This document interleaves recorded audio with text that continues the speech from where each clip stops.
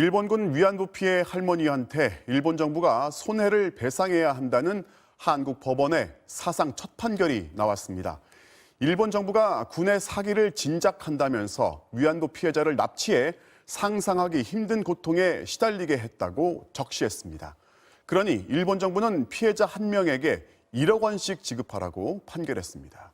먼저 곽동건 기자입니다. 일본군 위안부 운영에 대해 법원은 일본 제국이 계획적, 조직적으로 광범위하게 저지른 반인도적 범죄라고 못 박았습니다. 피해자들은 상상하기 힘든 극심한 정신적, 육체적 고통에 시달렸다며 배상을 청구한 12명에게 일본 정부가 1억 원씩을 지급하라고 판결했습니다. 일본 정부의 책임을 인정한 첫 판결입니다.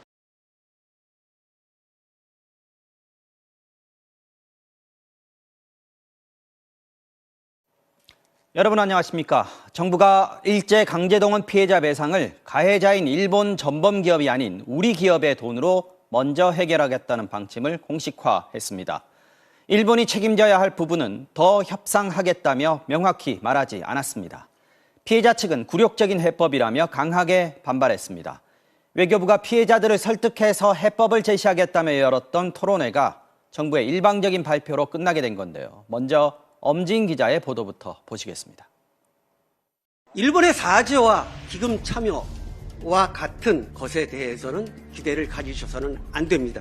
무슨 말도 안 되는 소리예요? 어떻게 이렇게 완곡적인 토론회를 열 수가 있습니까? 어떻게 그런 뻔뻔한 얼굴로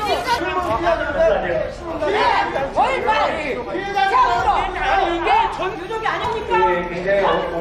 일본에 강한 요청을 해왔습니다. 그러나 그것이 어렵다는 것입니다. 따라서 오늘 이 자리는 일본 측을 설득하는 것이 아니라 이제는 피해자들, 국내 한국의 피해자들을 설득하겠다라는 국면 전환의 장이라고 하는 것이 제 판단입니다. 분명한 사실은 오늘의 이 자리가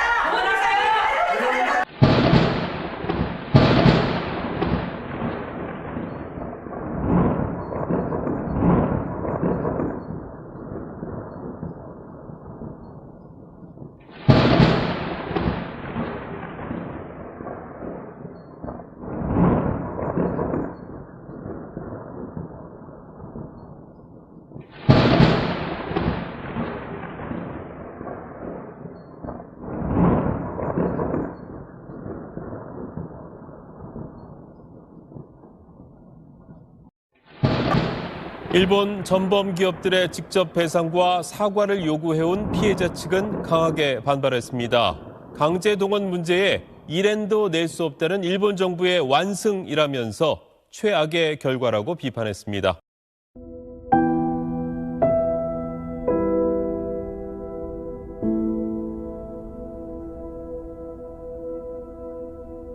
나 그런 돈은 꼭 굶어 죽어도 안 받아요. 내가 왜 그런 돈을 받아요? 더러운 돈은 안 받아요. 내가 오늘 죽을지 내일 죽을지 95이나 묵어갖고 지금까지 억울할 때는 이참이 처음입니다. 어디 윤석열은 한국 사람인가 조선 사람인가 어느 나라에서 온 사람인지를 모르겠습니다. 이런 마음씨를 갖고 무슨 놈의 나라를 이끌고 대통령을 한다고 그러니까 하루속히 물러가라고 애칩시다. 마지막으로 저는 아주 절박한 마음으로 우리나라 나는 조선의 아이였었어요. 조선의 아이가 대한민국에 늙어이로 이렇게 와서 이렇게 호소를 해야 됩니까?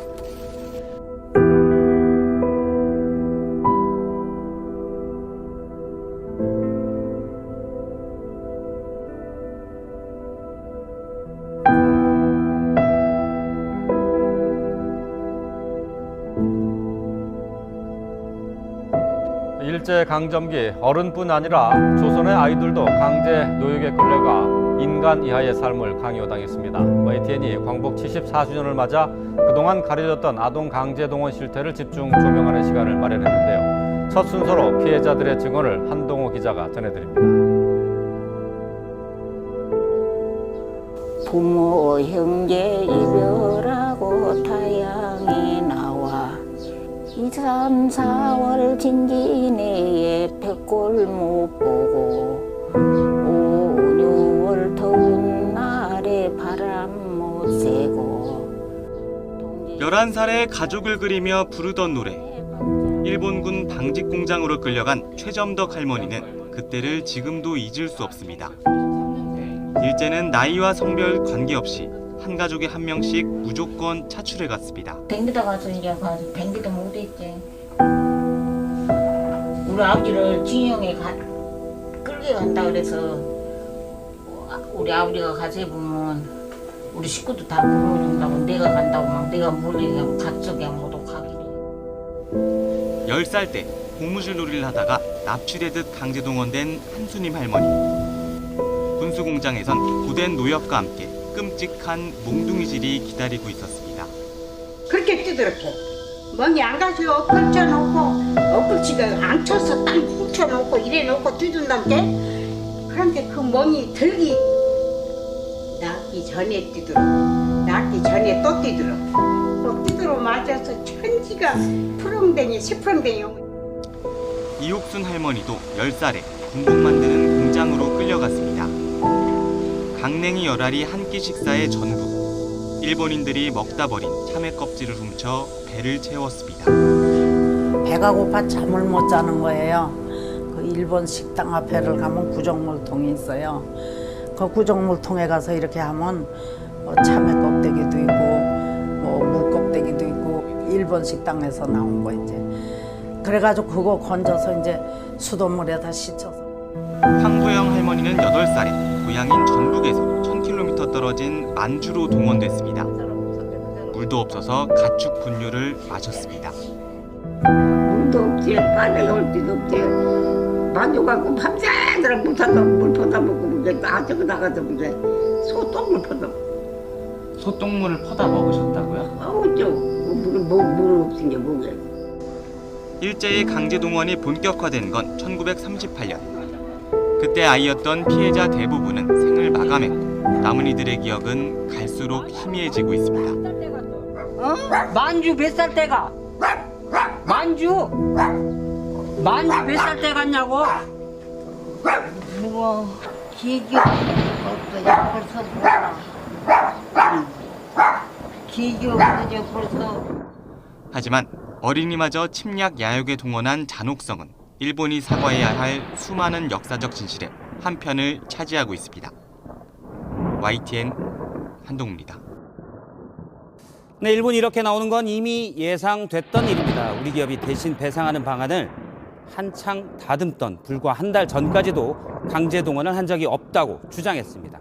다른 곳도 아닌 유엔에서입니다. 이지은 기자입니다.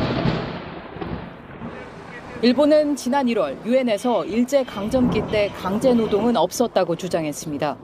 The government of Japan considers that the work or service provided through the recruitment, offshore placement, and requisition does not constitute forced labor. 당시 한국인 노동자들이 자발적으로 참여했다는 설명입니다. 일본 피고 기업들은 그동안 강제 동원한 사실이 없다고 주장하며 우리 정부의 강제 동원 배상안에 참여하는 걸 거부해왔습니다. 그런데 일본이 이런 주장을 하기 바로 전날 이 문제를 다룬 한일 국장급 협의가 열렸습니다. 지난달 중순엔 한일 외교장관이 독일에서 만나기도 했습니다.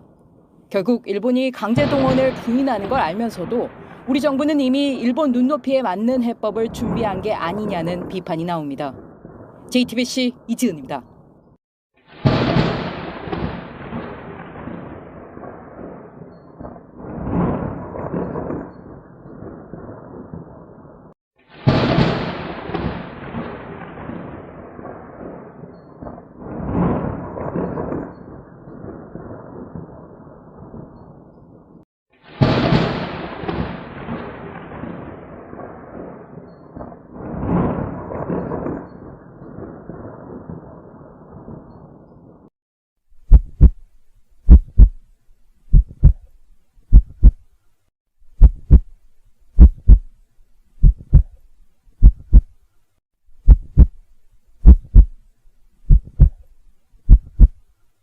내 손톱이 빠져나가고 내 귀와 코가 잘리고 내 손과 다리가 부러져도 그 고통은 이길 수 있사온데 나라를 잃은 그 고통만은 견딜 수가 없습니다.